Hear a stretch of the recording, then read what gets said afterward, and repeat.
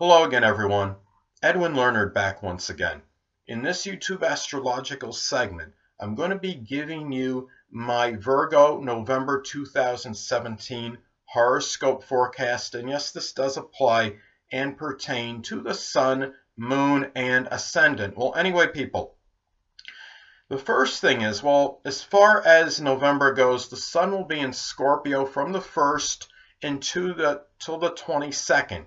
So there could be a very strong focus. I mean, the third house is what will be emphasized and highlighted for Virgo. So there may be a very strong focus in matters connected with very deep, maybe even transforming type communications, getting that maybe that are probing as well, communications. It could be very intense matters connected with siblings or neighbors even, and really focusing on seeing beyond the superficial in these matters and dealing with, could even, in some cases, it could be doing things of an investigative nature, perhaps in your neighborhood, and there could be a very strong concentration of energy in this at this time. So anyway, the next thing is, as far as November goes, the Sun will be in Sagittarius from the 22nd to the 30th, and the 4th house is what will be emphasized and highlighted for Virgo. So there could be a lot of very strong, this expansive Sagittarius energy put into matters pertaining to the home and the family, and perhaps even getting in touch with your roots.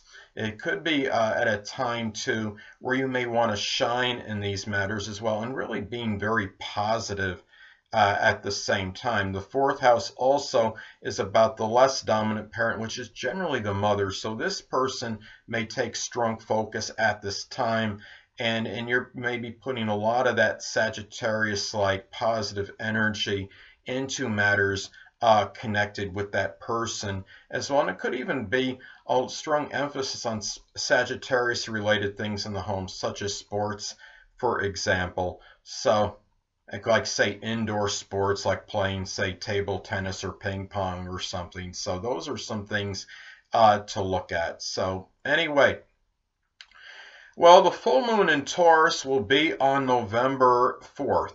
So the 9th house is what will be emphasized and highlighted for Virgo. So this could be something could reach a culmination that may be something connected with maybe a college, higher education course that required a lot of Taurus patience, persistence, and perseverance. It may come to an end.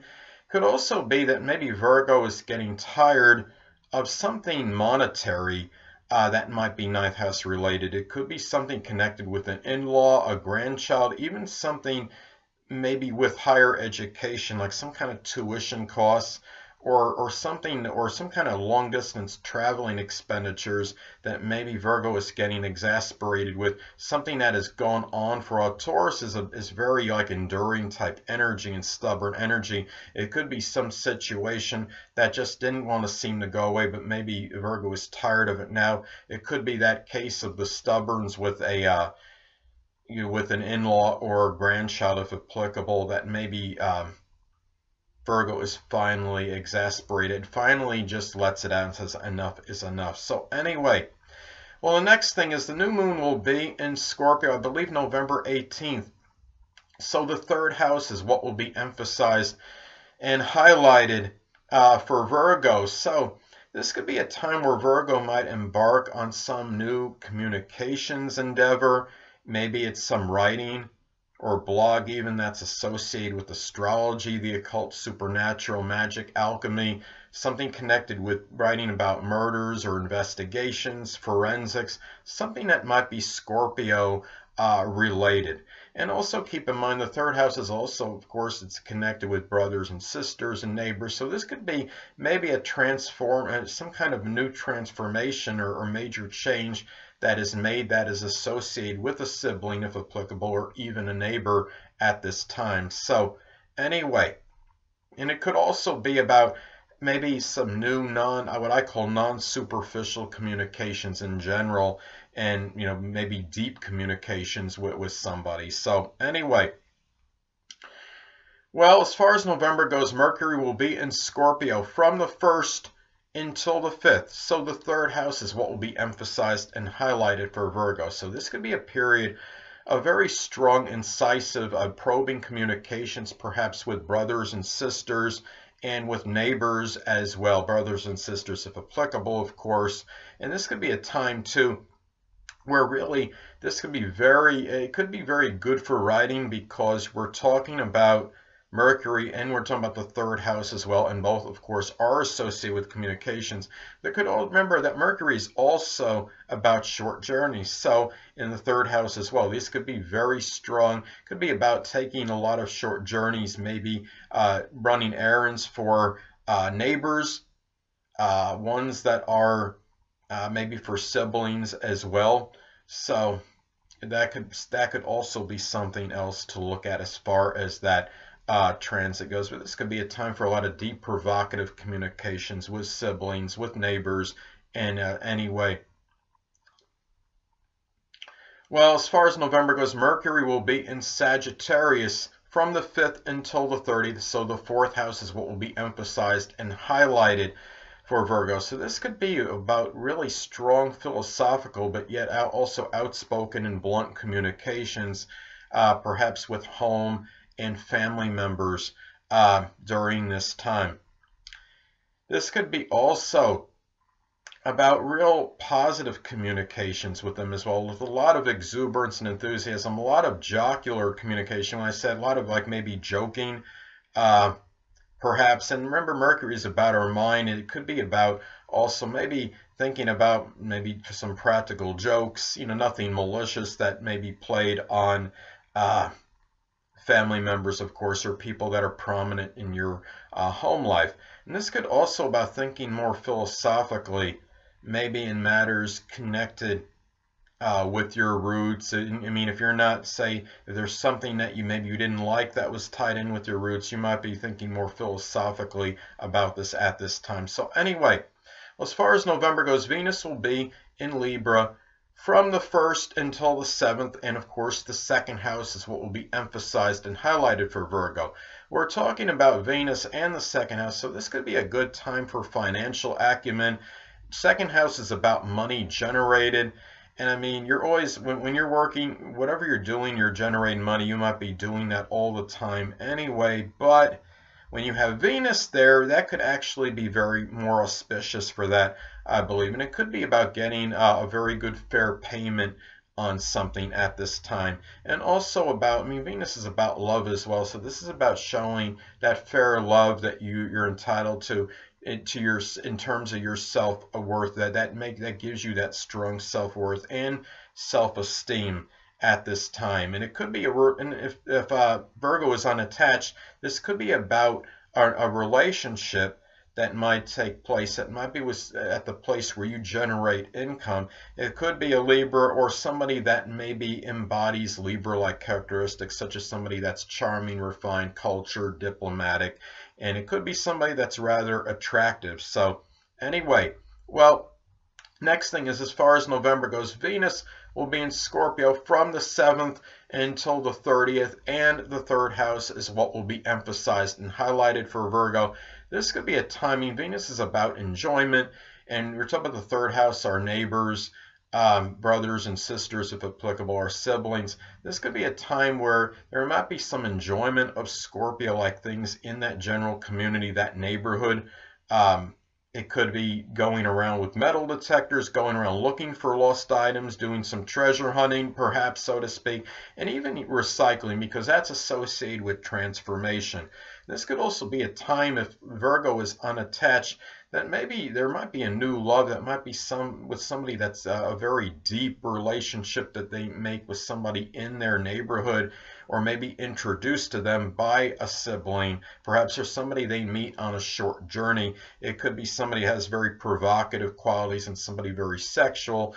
It could, I mean, in some cases, it could be somebody that has a Scorpio sun, moon, or ascendant. In a lot of cases, someone that just embodies these Scorpio-like characteristics. So anyway, well, the next thing is, as far as November goes, Mars is going to be in Libra still. And of course, the 2nd house is what will be emphasized and highlighted for Virgo. So this could be a time where Virgo might be getting a little bit more exasperated, maybe over somebody meddling with their possessions, and there might be more outspoken in regards to this matter. And somebody questions how they feel about themselves, and they think it's an unfair Libra statement. They might, or as far as matters connected with their self-worth, they might get a little bit angry and more sensitive over those matters. And there might be the situation as far as the place where Virgo is generating income might be more contentious and acrimonious than usual. But because we're talking about Libra energy, this energy could be somewhat passive aggressive, where you're not having this real combative confrontational situations, but mainly just kind of the disputes by maybe, for example, you're asking somebody, you're expressing something with somebody at the place where you're making your income, and they disagree by either changing the subject or just not responding, things of that nature. So anyway, well, Jupiter will be in Scorpio, and for Virgo, the third house is what will be emphasized and highlighted. So this could be a time for Virgo where there can be some luck and fortune in matters connected with very deep communications at this time. I mean, this could also, keep in mind that Jupiter is paradoxical. Even though it is a benign, benevolent planet, could also expand. And it could also expand surreptitious activity, perhaps in your neighborhood, or maybe with brothers and sisters to some degree. You might see them maybe being a little bit more sneaky or secretive at this time than usual, and you're not really maybe understanding why. But remember that Jupiter, Scorpio, is about luck, generating luck by getting to the bottom of things, by being investigative and digging deep. And that's something that might have to be done in your neighborhood during this time, because remember, the third house is about our neighbors. And it's also about expanding your short journeys as well, and they could be ones of, maybe because we're talking about Scorpio, an investigative nature, and whether there might be, because there might be some crime in your neighborhood that you might be willing to be more probing and trying to find out about.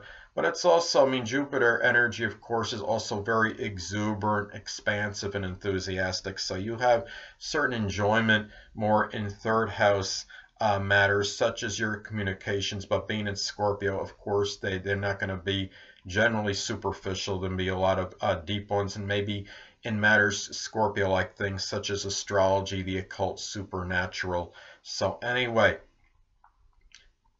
the next thing is, well, Saturn will still be in Sagittarius, and of course the fourth house is what will be emphasized and highlighted for Virgo. So this could be a time that there might be, for Virgo, maybe taking care of some debilitated family member. It could be something Sagittarius-like. It could be something with the thighs or hamstring for that person. It may also be, Saturn is about our responsibilities. Virgo might feel more inundated with responsibilities in the home and family life than usual, but may attempt to do so with this Sagittarius-like exuberance and enthusiasm.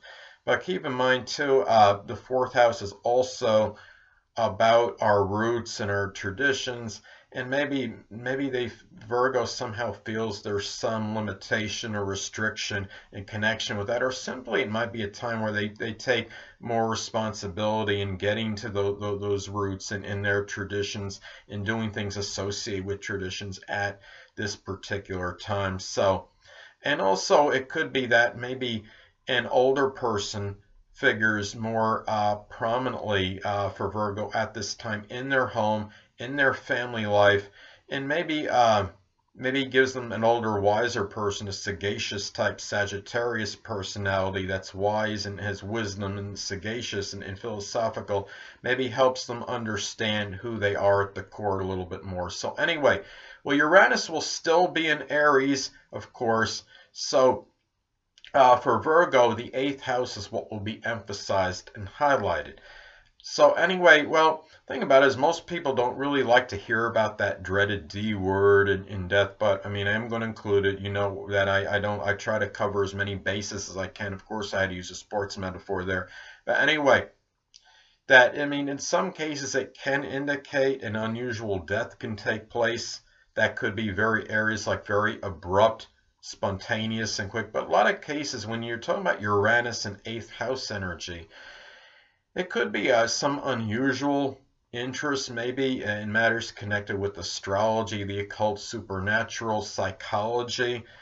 Um, This could also be about, I mean, keep in mind the 8th house is connected with our intimate relationships and also sex. So it could be maybe a sexual partner or somebody that you're having an intimate relationship with might be expressing some ingenuity or may simply be acting rather eccentric or bizarre at this time. So those are some things to look at as far as Uranus goes. Now, getting to Neptune.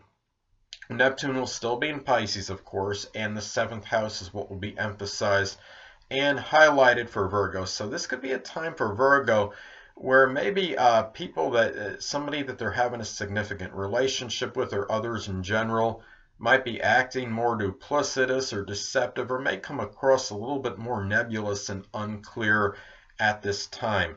There might be, I would be very careful at this time, we're talking about Neptune and Pisces, to really make sure about documents at this time, that everything that is written, that you're seeing all the fine print, because Pisces energy can often miss essential details. Given that we are talking about Virgo, though, Virgo can often do this. So that's the one positive as far as that goes. And in some cases, it could indicate that maybe as somebody, a significant other, somebody you're in a business partnership with, might succumb to some kind of alcohol or drug use. 7th house is also about our open adversary, so this could be a time where it might that might be unclear who these people are. It could be an open adversary might come out that might be Neptune-like, might be somebody in a Neptune-like field such as photography, or in some maybe in the metaphysical or some kind of spiritual capacity. So anyway, well, Pluto will still be in Capricorn. So for Virgo, the 5th house is what will be emphasized and highlighted. So for Virgo, there might be, I mean, some very, there might be some major change or transformation in connection with one's love life at this time. Maybe with a child. I mean, we're talking about the dreaded D word again. Pluto does govern death in some isolated cases. This could be, it could indicate an end, a death of a loved one. I should say somebody you're in a romantic relationship with. It could be a child in some cases. In most cases, I don't think that's what it'll be, but in some cases it can. This could also be. Keep in mind what this does is, I mean, Pluto, unlike Saturn, Pluto is can obliterate and destroy, while Saturn is more about restriction and limitation. Now, when you talk about Pluto, this could indicate perhaps at this time there can be an ending, maybe coming to some kind of form of enjoyment, but that doesn't mean there's something else won't replace it. Remember, Pluto is also about rebirth, regeneration. So anyway, the next thing is, well, the North Node will still be in Leo, and the 12th house is what will be emphasized and highlighted for Virgo. So at this time, it could be about, I mean, North Node in transit can be about confronting issues. So this could be really maybe about confronting maybe people that might be posing as friends that are really hidden adversaries, and doing so with that Leo pride and dignity, and being able to not just, I mean, to really, I mean, Leo energy is about conquering the enemy, being king, and really being and shining and doing this, being able to win.